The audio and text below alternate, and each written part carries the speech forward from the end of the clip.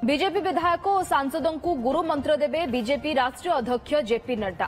पुरी में आयोजित 3 दिनिया कर्मशाला रे विधायक सांसद ठारू आरंभ करी दलीय कर्मी को राष्ट्रीय अध्यक्ष देवे गुरु मंत्र। ग्राउंड रे लोकंक सह किपरि आचार उच्चारण एवं नीति नैतिकता नहीं गुरु मंत्र एवं परामर्श देवे। यह कर्मशाला 3 दिन आसंता 11 रु 13 तारिख पर्यंत चलिबो।